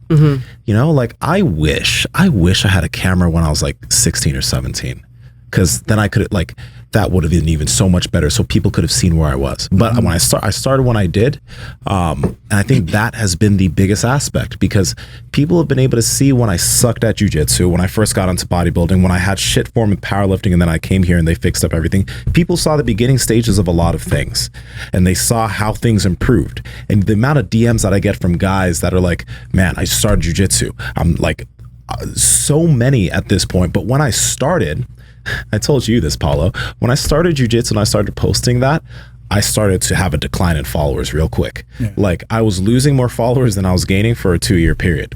Like I'd lose 120 followers and gain 100 followers. Like I was just on a slow decline. But I knew that once people see that I'm actually decent with this, and then things will start it's just a matter of time. So my thing was just give information, just give it out, and whatever happens. And I think that's how people, and why people want to build a relationship with you, because it's relatable. You show the process, and there's so many people out there that will only showcase their wins or the highlights of their life. And I think that that's also something that we've kind of done a little bit, but I've totally noticed, and even with the way that you share the knowledge that you've been sharing with us, like, that's what people want to see, and that's what people want to know, because it isn't going to be perfect. You're not going to start something being the best at what you do, but here, look, I'm willing to put in the work. I'm willing to expose my failures and these micro losses to show you that the only secret here is consistency. Yeah. And some people hate that, because it's like, I'm showing you, like, I'm giving you everything. There is nothing I'm holding back from you here, but are you going to be willing to do it? Like you said that yesterday. I was like, this is amazing what you're giving me. Like, you should sell this. He's like, yeah, but anyone can do this. Everyone's going to want it, but if they will they actually apply themselves and execute? 99% of the time, no. And that's the only secret, right? In anything, nutrition, fitness, business, anything is consistency and not giving up on it. Yeah. No, honestly, I've given that doc I gave you, I've given it to a lot of people, and it's a few people that have done that. They've done well. Yeah. But most people do it for a few weeks, and then they just fall off. That's very true. So here's a question for you, and 3 questions I have, and if you have any, please spit them out. Yeah. But we have a saying that we have and live by, which is find your reason, right? And I have a lot of reasons. Some of them are really personal that I probably would never share, but some of them aren't, and I'm willing to share them. What is your reason? Why do you do this? And to help give you more context on that, because that's a pretty heavy loaded question, the gym wall that we pulled up on the podcast the other day that said, find your reason at the bottom. I asked everyone to answer me 3 things that they wanted to achieve through fitness. Doesn't have to be fitness related or not. So then the sentence starts with, I want, and then they answered it 3 times. If on the spot right now, if you had to choose 3 things that you want to achieve or attain through fitness, what would they be? I want to just be the best man possible. And what that means to me is, number one, I can give back. Right now, I don't have a family that I have to provide for, but I want to be able to give back to the family that I currently have. Like, I don't want my mom to have to ever work another day in her life. I don't want anyone, like, even not just that family, but even extended family that needs me. I want to be able to be the best man for them that I can possibly be. And as time's gone by, and I've been able to have I'm so grateful that I've been able to talk to a lot of like men. I want to be the best example for them as I can possibly be. So there's fitness within that. But then there's also the way that I think. There's also, I mean, you guys have been seeing the content I've been putting up about like porn. The reason why that's so important to me is because I understand how that can fuck some people up, as it did fuck me up for a while. And I know that for a lot of men to be the best man possible, there's certain things that you need to have self-control with. So I've been sharing a lot of those things as far as the mind is concerned. And that's why I have this consistent thing of trying to improve and trying to get better, because I'm not just trying to be in the best shape possible, but I also want to be able to, I want to be able to think well, to be able to help other people grow. I think that there's a big hurdle these days because of social media, and because of just access to things, that a lot of people are always comparing themselves to other people. A lot of people are consistently, they're not sure what to do or how to improve. And that's why I do all these things, because I just want to, specifically since I'm a man, I know that I can help men become better men. And as I'm learning, I'm not the perfect man, but I am trying to learn so many things that's going to help me to give that message out. And I think being able to be on the Power Project has been just a massive help for me, because since we make so many episodes each week, there's no way we'd be able to do that if we weren't learning new things. Right. Absolutely. Especially with the episodes with Andrew, Mark, and I. If we were coming at the mic with the same shit that we talked about last week and the week before and the week before, like, shit would get old real quick. Yeah. So I'm literally forced, and I don't even feel forced, but if I wasn't trying to get better, if I wasn't reading things to try to improve the way I think, the way I go about things and my personal habits, there's no way that I could bring something that the audience can actually benefit from. So the reason why I do all of it is because I want to be the best man possible. And that encompasses everything. I want to be the best man possible for the woman that I end up being with and the children that I have. And that's it. That's amazing. really it. There you go. So powerful, man. Get some of that. Get some. I like that shit right there. I love it. That's awesome, man. So give us a quick rundown, because people, they will see pictures of you. And if you guys are tuning in, if it's your first time meeting Nsima, it's like a mix of Smooth Panther with Les Brown. It's like the voice. With Les Brown? Les I Brown. love It's that. the Les voice, Brown. the communication. And he looks huge and intimidating, but it's still a teddy bear. It's amazing. Yeah. So like magnetic is the right word. Exactly. Right? I like magnetic. Couldn't help but use that to introduce you, but not only just your personality, but like I'm a big believer in energy, dude. Like you either click with someone or you don't, Yeah. right? And you can feel that like instantly when you walk into the room. You're a magnetic, energetic source, like energy source. Like it really is cool, man. And Thank you. I wish you nothing but the best. Yeah. So my two other questions that I had, which we always try. I have a few others, but go ahead. Okay. Is in fitness. We forgot to ask Mark this, so we should probably do it again sometime. What do you think is the one thing that people overlook? And then following that, which you can take some time, as much time as you need to dwell on that. What do you think is something that people underlook? Okay, so two things come to mind when I think people overlook in fitness. I think fitness should be something that helps you feel better. That's why I have this big focus on moving better and being able to move freely, like not just working out in the gym, but in the day-to-day, taking walks, not sitting down all day. Like these little things, that one of the biggest things that makes things easy for me is I don't sit really. I stand here when I podcast. I usually try to stand or get in a squatting position when I'm working. I'll sit a little bit if I really have to, but I like to move. And I've been that way since I was a kid. That's one thing. Like I like to be on my feet. So I think that people should really focus more on feeling better. The reason why I say this is because like when you look at people in powerlifting or bodybuilding, there's this big focus on being jacked and being able to move these weights. And I get it. But in the long term, how's that look when you're 60? Like if you're this stiff bodybuilder that can't move his shoulders and, your hips are tight and your lower back hurts, but you're jacked, are you going to be healthy later? Right. You're probably going to have a lot of issues. Yeah. So can you figure out a way to move better within what you're doing? Because that's a long-term play right there. So I think that within, I guess, my side of fitness, which is typically the bodybuilding, powerlifting, people need to learn how to move better, or should have that as a priority, because that in the long term, if you feel good and you're not in pain all the time, you're going to live a good life. Yeah. You know, that's why I'm so pumped when I see Mark, because even Mark, his goal is to move better now. Like he's walking, he's doing runs. Like the dude he's starting jujitsu. Isn't like, amazing? It's amazing, dude. And I'm pumped to see where Mark is 5 years from now, because he's already gotten better. But Mark Bell fucking wrapping people up in jujitsu in 5 years, that's going to be a sight to fucking see. Yes, that's a hell of a transformation. I love all that. So the movement piece, but the other piece I think is bigger than the movement piece.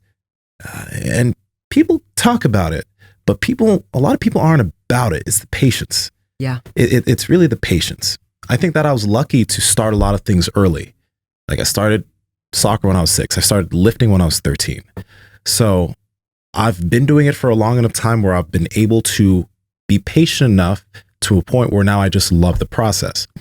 But a lot of people, when they look at transforming their body, or they look at transforming, like getting good at anything that they're trying to do, they expect it to be like a 1 year thing, or 2 years I'll have the body, or 3 years I'll have the body, or I'll do this. But you need to have patience to let yourself understand how you're going to do your diet. Over time, your diet will change. So you need to be patient when that change happens. You need to be just utterly patient. You know what I mean? And I stress that so much. Like, hey, it hasn't happened in 12 weeks. It doesn't matter. Like, are you consistently doing the things that you need to do? Okay, cool. Let's do it for another year. Let's do it for another few years. Right. Moving better. And I think patience are the things that I think people overlook, or underlook. I'm trying to think now how you would say it, or that. How do you want to rephrase that? I'm confused. Are they? Those things or better, what do people overthink, and what do people don't think enough about? Yeah. Okay. So I don't think they think enough about moving better and being patient. Overlook, underlook. Yeah, I get it. I get it. Yeah. Yeah. Can get weird. I don't think they think enough about moving better and being patient. Now, the things I think that they should think about less. Yeah. Things that they should be thinking about less? Yes. Is that the question I'm answering next? Okay. It's weird. And it's like, this isn't going to make much sense. But the body, I think that people should stop focusing so much on the body. Yeah. You know, because, and the reason why I say that is because like a lot of guys, like they'll look at my content and they'll be, I want to look like him.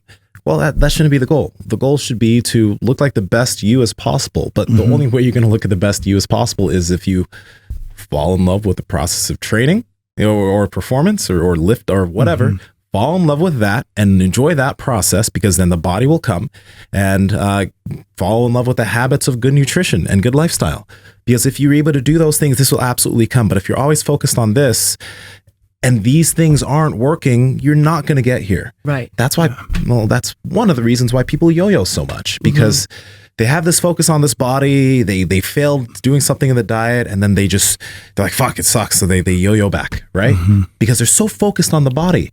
And it's how can you get people to not focus so much on the body and just focus on enjoying their life, living healthier habits, having a healthier lifestyle? Because if you're able to fix people's habits and the things that they do on a day-to-day basis, the body will come. And with some patience and consistency, the body will absolutely come. So stop focusing on the body. Yeah, I love that. I've never had that before.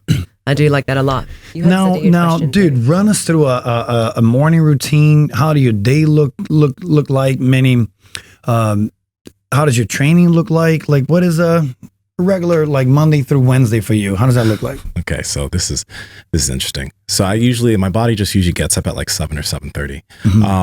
I try not to look at my phone. So some days I make that mistake and I look at emails or whatever I shouldn't. But the days I don't, like, I usually just go down, make some coffee, let my dog out, journal. If I have some time, maybe I'll just sit and meditate a little bit or something. But I usually try to like walk and just think. I did used to do a lot of like meditating, and I'll still do that quite a bit. And I use this app from Sam Harris called Waking Up. It's a guided meditation app. I really like it a lot. I also like the theory that I like Sam Harris's mind, but he has a lot of like theory on like just a lot of philosophy things that I really enjoy. So I'll use that every now and then. But I usually just like to, journaling has been big for me because it's allowed me to really kind of sift through my thoughts. Like my mind's always going. So the ability to just write down everything allows me to get it out, and I feel so much better. I also always, without fail, every single day, I write down the things I'm grateful for. That I feel like if people could just get into that habit, they will feel so much better. Like, for example, when I go live on TikTok or whatever, I'm always telling people, when you get into this room, tell me one thing you're grateful for, how long you've been lifting, and where you're from. I want people to start thinking about all the things that they're grateful for, because especially because of this, everyone's always thinking about the things that they don't have, the things that they haven't achieved, the money they don't have, where they don't think about all the good shit that's going on. Yeah. And when you think about all the good stuff that's going on, it immediately changes my mind towards the day. Even if I woke up not feeling that great, as soon as I think about how my mom's alive, my grandma's 99 and alive, I'm able to come and I'm able to do a job that I enjoy, or my back isn't hurting today because I actually just tweaked my back, but it's feeling better. Once I'm able to dive in on all the things I'm grateful for, immediately my day is already so much better. I think that anyone that lacks gratitude has no joy, right? And we say this all the time. It's like, if you're ever in a place that you think that the whole world's caving down and crushing down on you, close your eyes for a second and just start listing things that you do have. Yeah. And it's insane because you're like, oh, wow, life isn't that bad, huh? So lacking gratitude will 100% lack happiness. Before you continue with your day, and I want to hear more, meditation, how does that look like? What is exactly breath work? What is it? Yeah. So for me, it's literally just sitting down, breathing, and just trying to focus on my breathing. So sometimes it'll like maybe be long inhales and long exhales, but I'll just typically just try to keep my mind focused on my breathing. I try to relax my whole body. And in the app, Sam takes people through good, just guided meditations, helping people kind of understand how to just relax their body, make sure that there's no tension, focus on breathing. But then there's also weird aspects of like trying to turn the mind in on itself. So he has this phrase, try to find the seat of attention. It's a weird thing. Like that's where he gets a little bit deeper into the meditation thing, but trying to find the person who's paying attention. Like, I think he has this phrase of looking behind the eyes. So you're trying to find where are you up here? You know what I mean? Because we never see ourselves other than like in a mirror. So what is the thing that's paying attention? Can you find that? And it's weird. There was a point where like something happened one day and I just felt, I can't describe it, but I felt like I wasn't in my body. That's happened once to me. And that's when I was really consistent with meditation. But outside of that, I think that meditation in general has just helped me to be able to be more present. Because a big thing for me is like, especially still now, I think about the future and stuff, but trying to just be with who I am with in that moment in time, not thinking about anything else. And that has been one thing that meditation has helped me with massively. Like having this conversation with you two, there's a bunch of other things I have to go do today, but I'm not thinking about those things. Right. Like those things I will think about when I get there. But I've been able to just be more present with the people I'm with, and just be just here. That's the big thing. And also just paying attention better. So that's what meditation's helped me with. But it's typically I just focus on my breath. I try to relax my whole body. I try not to have any tension at all. I just breathe. Okay. Sam Harris said, right? Sam Harris. The app is called Waking Up. Awesome. Harris. His book, Waking Up, is also really cool too. It's a great book. Okay. So I'm going to keep drilling. I want to find out. Cool. Nutrition. How does that look like? Wake up. Do you eat? Do you don't? Coffee? No coffee? Kratom in the morning? What is it? Yeah. So a few years ago, I started doing fasting in 2017 or 2018. I started doing it because I heard that within the biohacking community, people were like, oh, it's going to help you focus better. Like you'll be able to have better focus. So that's the premise of which I started. But now I usually fast 4 or 5, sometimes a whole, like weekly, intermittent fasting. Once every quarter, I'll do a 3-day fast with just electrolytes, but that's just once a quarter. But typically it'll be like 16 to 20 hours. I'll usually just have water or coffee or electrolytes, but nowadays I've loosened things up where I'll allow myself to have some protein. Like I'll allow myself to have some protein shake or something during the day. And I don't eat really until, either it could be between 6 and 10 p.m. or sometimes after jujitsu. Some days I'll just do one big meal a day, which can be anywhere between 25 to 3,500 calories. And it's so your first meal, the days that you do not have a shake, your first meal would happen between 6 and 10 p.m. Usually, Sick. and sometimes it's just one big meal. Sometimes it's 2 meals. What are you consuming? Good whole during foods? the day. Yeah. When you go to eat. That's okay. So this is a thing that fasting has been really beneficial for, because we all know that, if you want to drop weight or drop body fat, we need to be specific there. You just need to be in a caloric deficit, eat adequate amounts of protein so you don't lose muscle as you're dropping body fat. And for me, I eat very high fat and typical low to no carbohydrates, but I do have carbohydrates on some days. Now, the thing that's been so beneficial for fasting for me has been the habit change that has come with fasting. And by habit change, I mean this. I used to eat 4 meals a day, right? Same caloric, maybe around the same caloric amount, but 4 even meals a day. But when I wasn't eating, I'd always be anticipating my next meal. Yes. And if I was hungry, I'd have an emotional response to being hungry, meaning that I'm hungry. That I couldn't do anything else but think about my food. Like I'd always be thinking about my food. With fasting, it wasn't easy initially. It took me a while to get used to it. But what it allowed me was just regulation of hunger. Like I can go today without eating anything, and I can go tomorrow without eating. I'm not going to feel angry or annoyed or whatever, because I'm used to it. And then when I eat, I'm good. But I don't feel like hunger doesn't bother me. I'm in control of it. That was one of the biggest things in the past that was a problem for me. I felt that hunger was in control of my actions, meaning that if I got hungry, where's my next meal? Like, Andrew, do you have any eat right in the fridge? Like, it's like, I need to eat or else I can't function. Nowadays, if I have some coffee, I have some electrolytes, I'm hydrated, I can do jujitsu, I can do my lifting, and then I'm going to go home, I'm going to eat a big ass meal. I'm going to be fine. I think that's the big benefit of fasting. And it's not every day I fast. I said I fast usually 4 to 5 days a week. 3 days of the week that I'll eat breakfast. Typically, I eat my carbohydrates. If I do eat carbohydrates, I eat them much later in the day, usually closer to before bed, because I typically feel tired after I eat carbohydrates. Interesting. Because usually people would say either around your lift or even in the beginning of the day. So you have kind of chance to kind of work through it. Yeah. That's amazing. That's interesting. Yeah. I usually have it closer to bed because, like, for example, if I were to have a good amount of carbohydrates before jujitsu or something, I'd feel a little bit lethargic. I wouldn't feel as on key. But if I do eat, it'll be like maybe some eggs or some protein or something in the morning. If I eat in the morning, I usually don't have something in the afternoon. Maybe I'll have a protein shake or something. And then my end of day meal is going to be really big. But I don't have usually, if I eat during the day, the whole day, I don't have 3 big meals. I'll have a big meal in the morning, protein and fat typically. And then I'll have something, maybe a protein shake or something in the afternoon. I'll still do all the shit I have to do. One of the big game changers as far as supplementation, because in the past, if I were to look at what I do currently, I would tell myself, or I would have been like, there's no way that guy's going to be able to perform well with lifting, jiu-jitsu, or whatever. One of the biggest game changers has been having electrolytes, sodium, magnesium, potassium. That has been the big performance changer for me. I always have electrolytes before I do any type of physical activity, because I know that I won't cramp up as long as I'm hydrated well, because I ate so much the night before. Like I said, usually I'll eat a big meal or 2 big meals the night before. That's going to fuel my performance for the day. I don't have to eat right before I train. And again, this spits in the face of the things that I was doing years before. As a soccer player, all my coaches are like, eat 2 hours before you go on the field, right?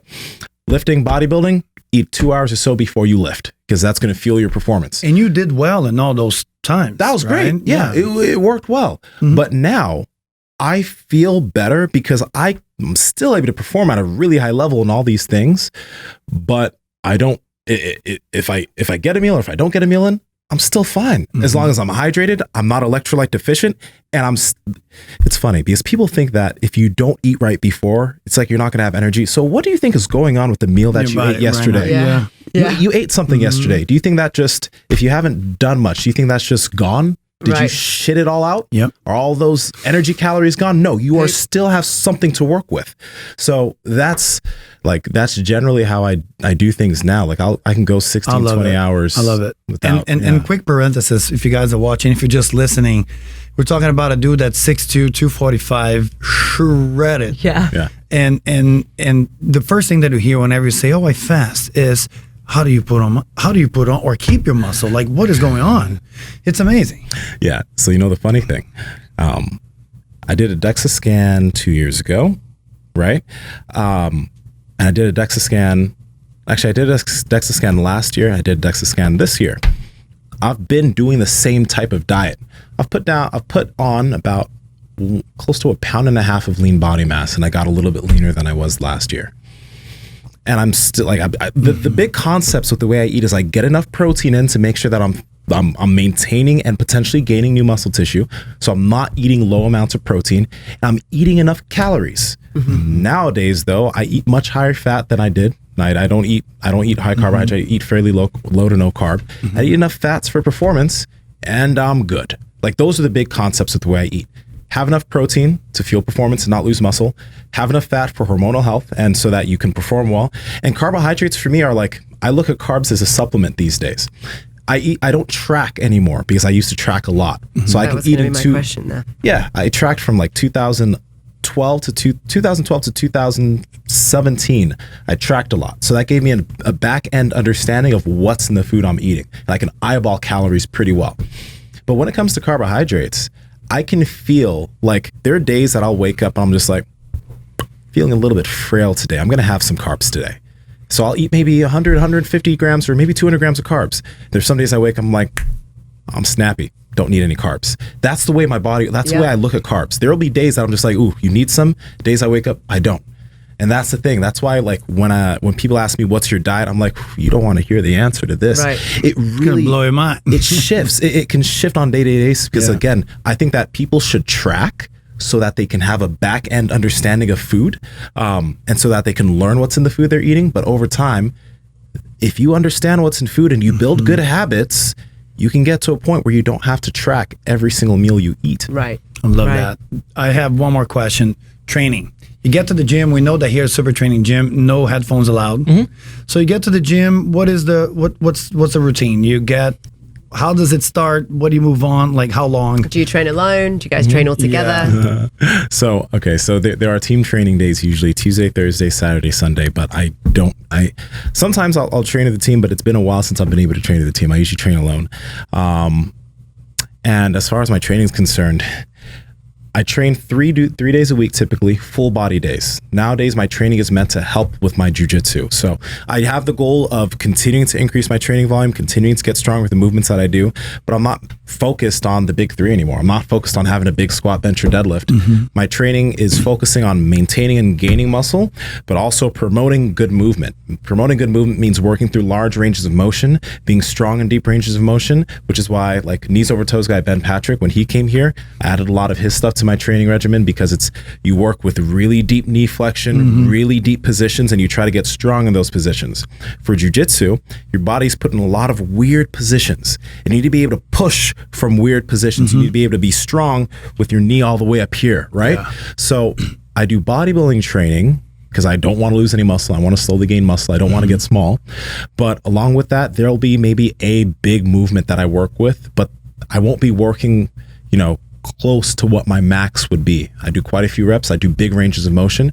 And then I do a lot of movements that are beneficial just for my athleticism. So things like the Nordic hamstring curl, the ATG split squats. I got a lot of stuff from knees over toes guy that's implemented into my work, like the tibialis races for my knees. Everything within my training, big concept is maintain and gain muscle over time, move through large ranges of motion, and move through large range of motion and work stability and anything that is like potential weak points. So I work a lot of lower back stuff, a lot of knee stuff, a lot of just typical weak muscles. That's what I usually try to work. But I'm still trying to gain muscle over time. So there's a lot of bodybuilding movements that I do within what I do. And you have any question? No, go ahead. So for whoever's watched, because I guarantee that people are like, what, man? He fast, he's this size. Oh my God. So when you say work through large ranges of motion, how?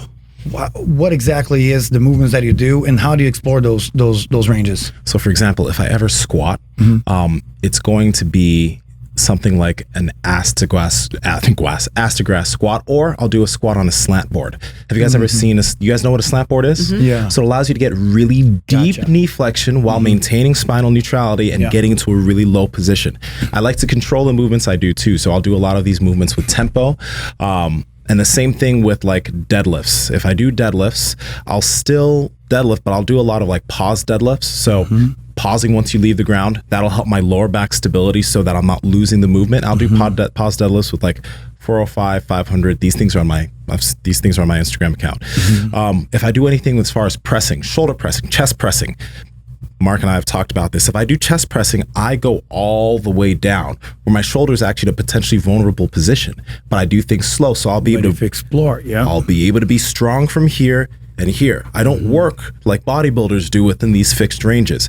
Everything I do, I work maximal range of motion with control. That goes with everything. Flies or dumbbell flies, I literally come all the way up here and then all the way down slowly, because my goal is to be strong in every position, because I know that if I'm strong in every position and my joints are able to perform through all positions, I'm going to be able to be stronger and I'm going to be able to move better.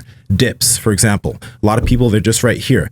I let my elbow come all the way down in dips, and I'm up here at the start, and then I push up.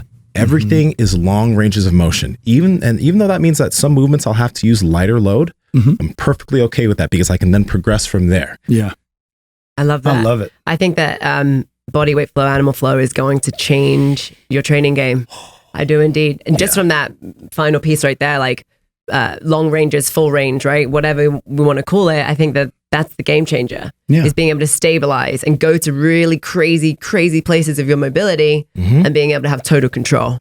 I can't wait to check in with this guy. You guys will see the vlog of this dude moving and doing animal flow for the first time. It's wild. It's incredible. It really is. I freaking love it. It is. It's like your mind to muscle connection is on fluke. It's awesome. It really is. The reason why I love animal flow that you guys showed me so much is because with jujitsu, you guys have heard of flow states? Yeah. Yeah. I'm able to get into a flow state when I do jujitsu. And when I say flow state, all it is that you're able to move on instinct and you don't have to think about anything you do. So with jujitsu, I can go and I can roll with somebody, and through that roll, my body's just doing shit and I'm not thinking of anything, and I'm doing movements that I haven't practiced, but my body knows what to do because I've drilled it. So I just get into this state where I can just fucking just go. I don't even need to be thinking. I can just do it, right? With the animal flow stuff, because I can see the nature of that movement, I know that this is something on the outside. I don't need someone else to be able to get into a flow state. I can just go on a mat, right? I can go on a mat, or I can just, like you mentioned, on a beach, right? And I can just imagine, I can imagine with all those movements, just being able to fucking flow from movement to movement. When I'm able to drill it enough and I understand the nature of the movements, I can just flow. And flow states, it's almost like being high, to be honest. Look at that. Like, that's wild. Look at that. Yeah. Oh, man. In flow state, for you guys wondering, what the fuck is this flow? It's like, as a musician, when you get into a guitar riff, or when you're looking at some dude doing a kettlebell juggle, you see them just like, wait, but he's not even thinking. Well, there is thinking, but there's also like this almost like transcendental kind of, like, you just let it go. The body knows what to do. The body's just going. So you don't need to think. It's just like, if I were to do a deadlift, I don't have to think before I do it.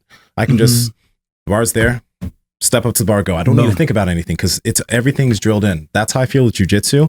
And I can see that I can get there with animal flow over time. It's going to take a while. But I don't think it'll take you that long. I don't think I really don't. Yeah, I agree. Yeah, but it's amazing. Man, we got to meet again. Yes, we do. Because next time is going to be to incorporate some kettlebells, some stuff into the flow. Oh, yeah. So whenever you start, and you see this, whenever you start playing, getting to one position, you're like, man, what a crazy, like, chest, like, back stretch. What if I do like 10 push-ups here? Oh, shit. And then you move around and like, oh, man, what if and you just start exploring these ranges. Like you said, blow your mind. Yeah. And no rules as well. Like, you can have fun, you can play. I think play is something that we all need to introduce into our life a little bit more, for sure. Yes.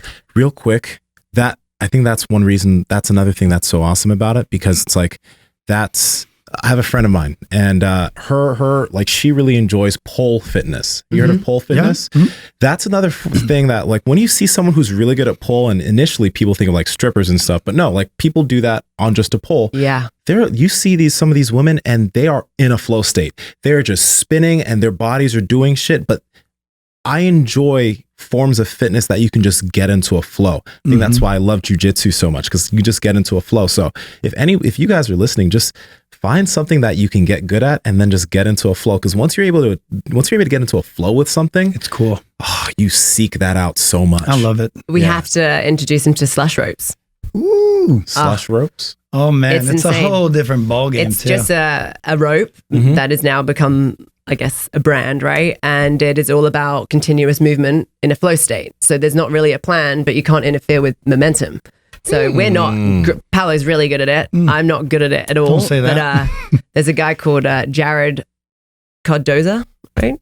Jared, Also known as the crazy trainer on Instagram. you The find guy him on Instagram. can juggle kettlebells and he does a lot of slush rope work and they're cool individuals. They're out there, really, really free-spirited individuals that just like to move. Yeah. So I think you're going to love that. But listen, thank you so much for your Yeah, time. man. Thank Yeah. you for sharing. Thank you for being vulnerable. Thank you for teaching us so much that we can take away. Let the audience know where they can find you, what you got going on, and just share all the things. So you guys can first off find me at Mark Bell's Power Project. Okay, you can listen to our podcast there. We do a lot of episodes each week. On Instagram, I'm Nsima Inyang. Instagram and YouTube at Nsima Inyang. And TikTok and Twitter at Nsima Inyang. And yeah, we just, the big thing we try to do on the podcast, because that's where we're releasing the most content, is just like trying to figure out things as far as nutrition, learn new things as far as fitness and business and entrepreneurship and all that's concerned. And we're just putting out what we learn. Like that's all I like want to do. I want to learn more and I want to put all that information out and let people take what they want and discard what they don't. So It's amazing. I Well, love thank it. you for It's that. about proposing the conversation. That's it. For sure.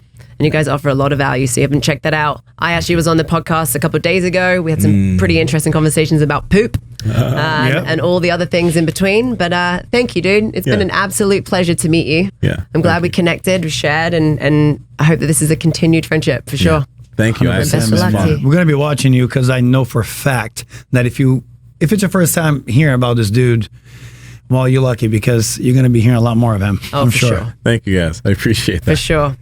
Thank you guys for listening, and we will see you very soon. Have a good one.